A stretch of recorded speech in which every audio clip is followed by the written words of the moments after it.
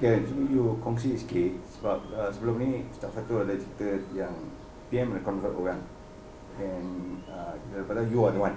Yes. Cuba you kongsi sikit apa berlaku actually pada hari tu. Oh. Okay. Dia cerita dia mula macam ni lah. Memang sebelum ni bila saya bekerja kat radio, saya dah kenal Ustaz Fatul. Sebab saya pernah ada sesi temu bual dengan dia kan. So dari situ kita dah berkenalan. So bila hati saya dah, orang kata, dah terbuka, dah ingin memeluk Islam, saya tak tahulah cara sebenar macam mana.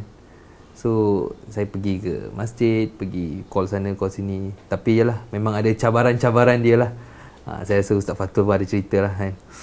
So dalam cabaran, dalam saya mengatasi cabaran tu, sambil tu saya dah update kat Ustaz Fatul. So sampai satu hari Ustaz Fatul bagi tahu saya dia ada program dekat KL, kat PWTC. Kalau free boleh datang jumpa, kita boleh discuss lah macam mana kita nak go further kan. Sebab dia dah nampak saya banyak cabaran, dia macam susah, dia pun pening juga, dia kata kan, nak masuk Islam payah betul kat Malaysia. So dari situ, masa on that day dia suruh saya datang, saya pergilah. So pergi sana, jumpa dia, biasalah saya pun komplain dia lah, saya ni dah pergi ke sana ke sini, kena tendang macam bola, kiri kanan. Last tak ada finishing, tak ada apa-apa. So we didn't achieve anything lah kan. So sambil saya beritahu tu, so Ustaz Fatul kata okay, dia akan cuba tolong lah. So sambil tu dia main dengan phone dia kan. Tiba-tiba dia cakap dengan saya, PM is here and he will do it for you. So memang kalau ingat balik, memang benda yang tak boleh lupa lah kan? Sebab saya pergi sana pun untuk berjumpa dengan Ustaz Fatul sebagai kawan. Jadi kita tak prepare apa-apa, kita pakaian pun tak payah cakap lah. So tiba-tiba dia kata PM want to do it. Of course saya pun on je lah. Sebab saya anggap itu adalah mungkin dalam setiap cabaran itu orang kata ada hikmahnya kan. Mungkin itulah hikmahnya kan. So pergilah. So diorang bawa sampai pergi atas, pergi sampai adalah bilik-bilik ni kan. Lalu semua security. So then that's where our number one man is there. So we spoke, kita borak-borak kejap, then dia tanya pasal background saya, tanya pasal yalah, sama dengan saya betul rela kan, keikhlasan saya betul, bukan dipaksa ke apa. So then we did it. Then saya mengucap 2 kali kalimah syahadah, guide by our PM himself. Then from that day on, I was officially a Muslim. Alhamdulillah. Yeah. Ada apa yang nak tambah?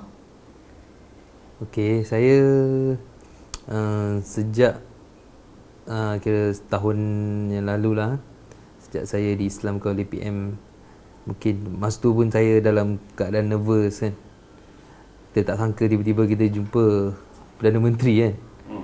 So mungkin masa tu saya tak ambil peluang yang ada masa tu untuk mengucapkan terima kasih lah.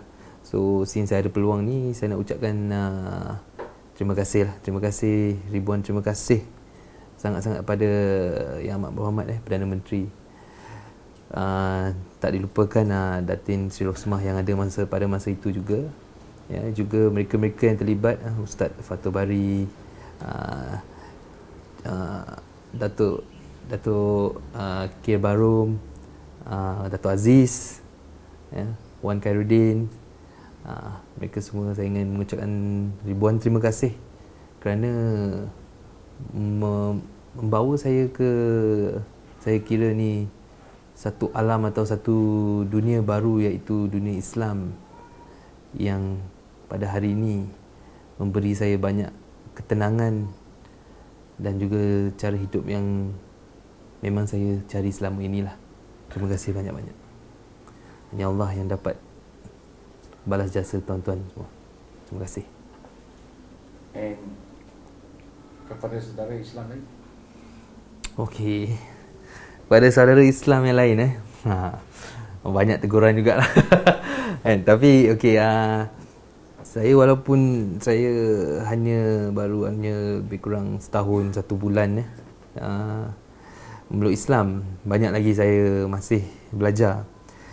Tapi dari apa saya tengok dari sudut sebagai seorang rakyat Malaysia di Malaysia,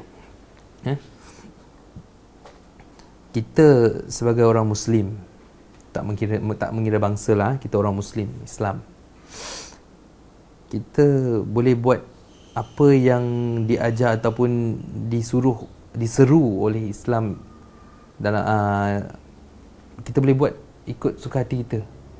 Maksud saya dari segi kita nak solat, kita kena solat 5 kali sehari, kita boleh solat. Kita boleh solat openly. Kan?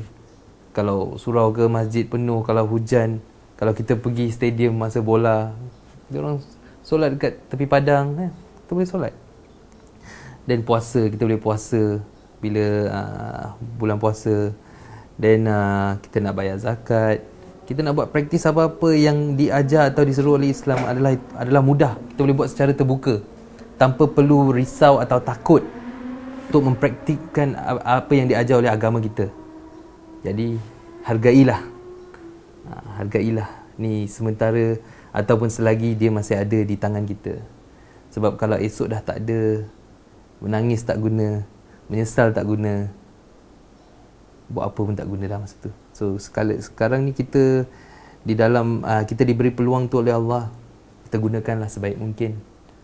Kalau kita tak gunakan hari ni, esok kita sendiri kena jawab lah. Itu je. Dan yang terakhir mungkin lebih pada, selain daripada saudara muslimin, mungkin bukan teguran, mungkin sekadar ingatan lah. Sekadar ingatan bagi bagi jabatan-jabatan agama, bagi majlis agama. You all are doing a good job. That's fantastic job. That's for sure. But dalam untuk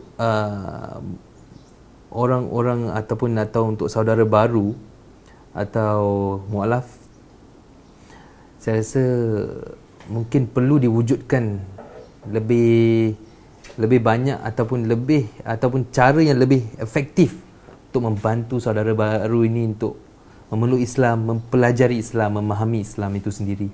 Sebab kalau kita menyusahkan mereka, apa bezanya kita dengan yang lain? Jadi kita permudahkan untuk mereka, baru mereka akan ada minat untuk mempelajari agama Islam itu sendiri, dan seterusnya insya-Allah memeluk Islam. Itu saja. Terima kasih.